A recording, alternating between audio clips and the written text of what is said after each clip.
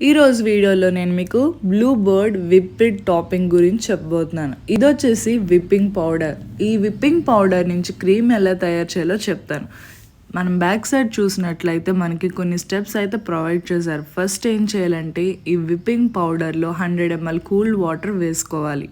వేసుకున్న తర్వాత మన ఈ పౌడర్ని ఒక 15 minutes రీఫ్రిజిరేట్ చేయాలి. స్టెప్ 2 అది. స్టెప్ 3 వచ్చేసి 15 minutes అయిన తర్వాత విస్కర్తో 3 minutes హై స్పీడ్లో విస్క్ చేయాలి.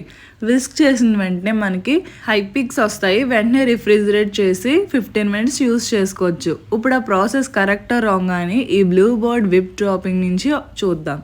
ప్యాకెట్ ఓపెన్ చేసి పౌడర్ని ఈ విధంగా బౌల్లో వేసుకోవాలి. వేసుకున్న తర్వాత 100 ml చిల్డ్ వాటర్ వేసుకోవాలి. వాటర్ వేసుకున్న తర్వాత ఈ కన్సిస్టెన్సీ వచ్చేలాగా బాగా మిక్స్ చేసి 15 minutes రీఫ్రిజిరేట్ చేయాలి. ఫ్రిడ్జ్లో ఈ విధంగా పెట్టేసుకోండి. 15 minutes అంటే 15 minutes రీఫ్రిజిరేట్ చేసిన తర్వాత బౌల్ తీసి వాళ్ళు చెప్పిన విధంగా హై స్పీడ్లో 3 minutes విస్క్ చేస్తూ ఉండాలి.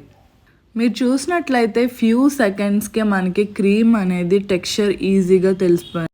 వాళ్ళు ఇచ్చిన ఇన్స్ట్రక్షన్స్ ప్రకారం మీకు ఇంకా క్రీమ్ ఫ్లఫీగా కావాలంటే కొంచెం ఎక్స్ట్రా వాటర్ యాడ్ చేసుకోవాలని చెప్పారు. 10 to 15 ml మాత్రమే యాడ్ చేసుకోవాలి. అది మాత్రం మైండ్లో పెట్టుకోండి.